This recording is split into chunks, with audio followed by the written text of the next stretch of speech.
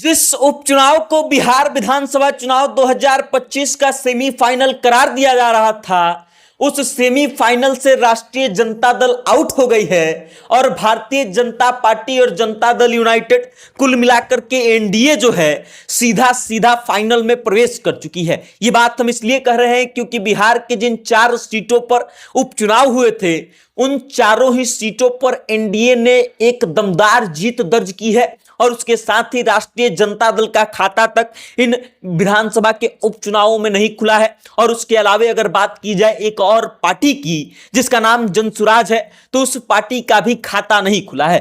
अब इन सभी चारों सीटों पर पार्टियों का प्रदर्शन कैसा रहा है, इसका इतिहास क्या रहा है और इससे बिहार विधानसभा चुनाव 2025 पर क्या फर्क पड़ेगा और उसके बाद राजद और भाजपा में क्या खींचातानी हो रही है, इन सभी मुद्दों पर विस्तार से बातचीत करेंगे। लेकिन उससे पहले आप हमारा परिचय जान लीजिए। नमस्कार, मेरा नाम वेद प्रकाश है। आप सत्ता से जनता तक देखना शुरू कर चुके हैं और कैमरे के पीछे हैं सुशील कुमार पांडे। अब आइए बिहार विधानसभा के 4 सीटों पर हुए उपचुनावों पर। इन चुनावों का हाल कुछ ऐसा था कि इसमें 3 पार्टियों की दमदार एंट्री थी। ये त्रिकोणीय लड़ाई बताई जा रही थी और त्रिकोणीय लड़ाई इसलिए थी क्योंकि एक तरफ जहां एनडीए का बेड़ा खड़ा था तो दूसरी तरफ महागठबंधन का बेड़ा था और तीसरी तरफ प्रशांत किशोर की पार्टी जनसुराज थी। उसके बाद चुनाव का जो परिणाम कल आया वो कुछ इस तरीके से आया कि जनसुराज का हालत खराब है, राष्ट्रीय जनता दल के नेताओं का हालत खराब है और हालत इसलिए खराब है क्योंकि इन 4 सीटों में से 3 सीटों पर दबदबा जो है वो महागठबंधन का हुआ करता था। इसमें से 2 सीटें जो है वो राजद की सीटें हुआ करती थी, 1 सीट जो है माले की सीट हुआ करती थी और अब इन चारों सीटों पर एनडीए का कब्जा हो चुका है। जीतन राम मांझी, नीतीश कुमार और भारतीय जनता पार्टी का कब्जा हो चुका है। अब पूरी कहानी क्या है ये समझ लीजिए। तो 4 सीटों पर हालत ये रहा कि एनडीए के प्रत्याशियों ने जीत दर्ज कर लिया और मार्जिन भी ठीक ठाक रहा है और इस कारण से इस बात का अंदाजा लगाया जा सकता है कि 2025 का जो विधानसभा चुनाव होगा, जिसको इस चुनाव का सेमीफाइनल बताया जा रहा था, उसमें जाने के लिए सीधे तौर पर भारतीय जनता पार्टी और जनता दल यूनाइटेड की एंट्री हो चुकी है। बात अगर की जाए राजद की, तो राजद और महागठबंधन का हालत इसलिए भी खस्ता है क्योंकि कई जगहों पर राजद जो है टक्कर भी नहीं दे पाई है। कई सीट ऐसे हैं जहां पर पिछले कई दशकों से राजद का या फिर महागठबंधन का कब्जा हुआ करता था और ऐसे सीट पर भी इस बार एनडीए ने बढ़त बनाई है और भारतीय जनता पार्टी और जनता दल यूनाइटेड और जीतन राम मांझी की पार्टी ने इन पार्टियों के नाकों में दम कर दिया है। अब पूरी कहानी क्या है इस बात को समझ लीजिए।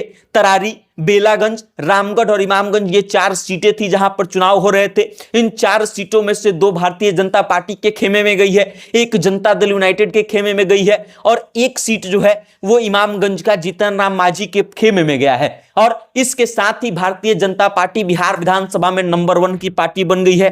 राष्ट्रीय जनता दल से नंबर 1 पार्टी का तगमा जो है वह भारतीय जनता पार्टी ने छीन लिया है और अब आने वाले समय में बिहार विधानसभा में भारतीय जनता पार्टी जो है संख्या बल में सबसे ज्यादा हो गई है। और इसके साथ ही इस बात की भी चर्चा तेज हो गई है कि क्या तेजस्वी यादव का समीकरण ठीक से काम नहीं किया, राष्ट्रीय जनता दल का समीकरण ठीक से काम नहीं कर रहा था। लालू प्रसाद यादव जो जाकर के इन सीटों पर चुनाव प्रचार कर रहे थे, कैंपेनिंग कर रहे थे, क्या उनका भी जादू काम नहीं आया? और इन सब चीजों को लेकर के यह चर्चा चलने लगी है कि तेजस्वी यादव 2025 में गायब हो जाएंगे, उनकी पार्टी कहीं दिखाई नहीं देगी। और इस बात का आरोप लगा रहे हैं नित्यानंद राय जो भारतीय जनता पार्टी के नेता हैं, केंद्रीय गृह राज्य मंत्री हैं। तेजस्वी यादव का एक तरफ यह दावा है कि झारखंड में 2024 में सरकार बनी है और 2025 में तेजस्वी यादव बिहार में सरकार बनाएंगे, इंडिया गठबंधन की सरकार बनेगी, लेकिन समीकरण कुछ और कह रहे हैं। बाकी अगर बात की जाए जनसुराज की, तो कई ऐसी सीटें रही हैं